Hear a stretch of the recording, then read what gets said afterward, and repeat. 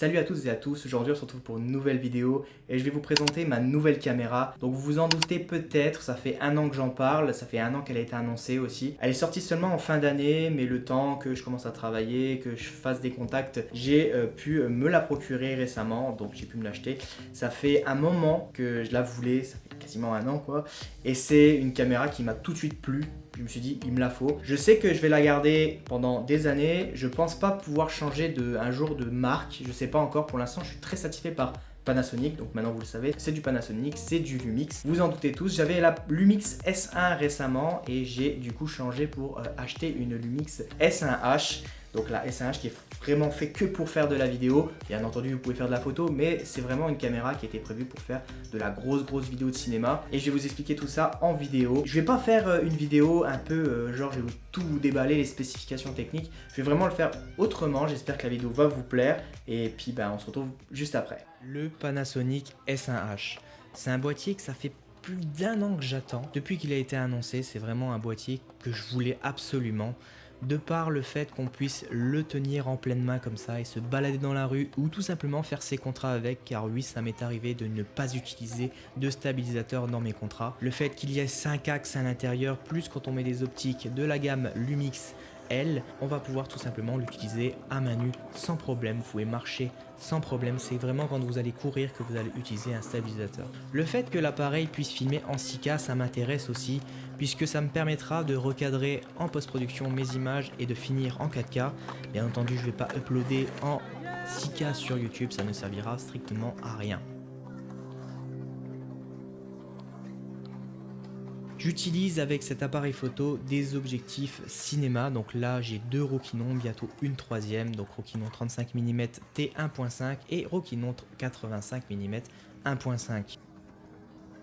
En interne, vous allez pouvoir faire du 4:2 10 bits, bien entendu, en 1080p sans problème.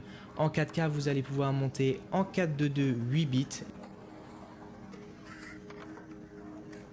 Comme vous allez pouvoir le constater juste après, on peut faire le 6K 420 10 bits en interne, c'est très intéressant car l'étalonnage marche super bien dessus. Bien entendu, on va avoir d'autres features comme le port double SD, comme le fait qu'on a l'écran qui se retourne, l'écran rétro-éclairé au-dessus qui permet de voir toutes ces informations directement en un coup d'œil. C'est ça que j'adore aussi sur ce boîtier.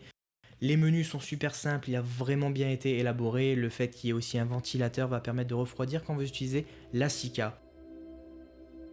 Alors je sais pas si c'est moi, mais c'est vrai que j'ai vraiment l'impression qu'il y a un cachet vraiment cinéma dans ce boîtier, comme vous pouvez le constater. Je peux passer du Vlog qui est vraiment super, on peut mettre des bluts Varicam qui sont sur le site Panasonic qui vont rendre vraiment super bien.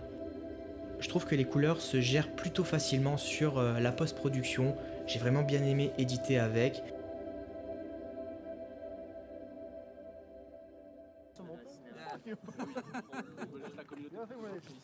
Et là je vous montre bien entendu un edit que j'ai fait à plus un stop, donc c'est vrai que maintenant j'ai plus tendance à filmer à moins un stop pour avoir des noirs un peu plus contrastés et avoir quelque chose d'un peu plus cinéma en fait. J'aime beaucoup maintenant le fait d'être un peu sous-exposé. Comme vous pouvez le constater, il y a plein de plans qui ont été faits à main nue, il y a des plans qui ont été faits au stabilisateur et ça marche super bien.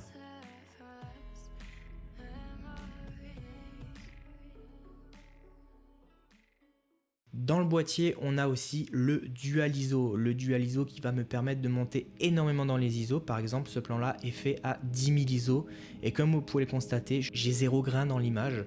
Et c'est ça qui me plaît, c'est le fait que je puisse monter facilement en ISO. Le fait d'avoir un capteur plein format aussi, ça aide beaucoup. Et là, je ne l'ai pas du tout édité. J'ai juste mis un étalonnage dessus. J'ai pas du tout dénoisé. C'est ça qui est vraiment cool.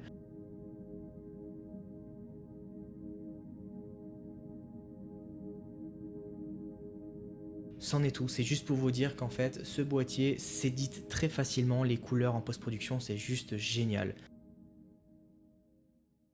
Et voilà, j'espère que la vidéo vous aura plu, j'espère que ce montage un peu voix off sur ma façon de travailler et pourquoi j'ai choisi cette caméra vous a plu, parce que je pense que c'est ça le plus important. Je pense que c'est ça qui va vous donner aussi l'envie d'acheter une nouvelle caméra et de vous focaliser sur certaines choses que la caméra va vous apporter à vous et à vous seul.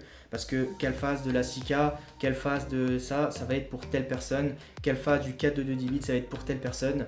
Et en fait, il faut vraiment voir et penser à ce que l'on veut faire avant d'acheter une caméra. Et c'est pour ça qu'en fait, je suis tombé grave amoureux de cette caméra parce que c'est vrai qu'elle a tout pour plaire. Je dirais juste que au niveau des petits inconvénients que je trouve avec cette caméra et que je pense que Panasonic aurait pu le faire largement parce qu'elle en a les capacités, c'est de pouvoir faire du haut FPS, du gros slow motion. Quand je dis du gros slow motion, je m'attendais quand même à du 4K 120 fps. Là, on n'a rien du tout, on a encore du 180 fps qui vient lui-même du GH5, qui n'était pas terrible au niveau de la compression. Là, on a un tout petit peu moins de compression par rapport à le GH5, mais c'est vrai que ça n'a rien à voir avec un vrai 4:2 10 bits, je sais pas, en 4K 120 fps, ça pourrait être intéressant.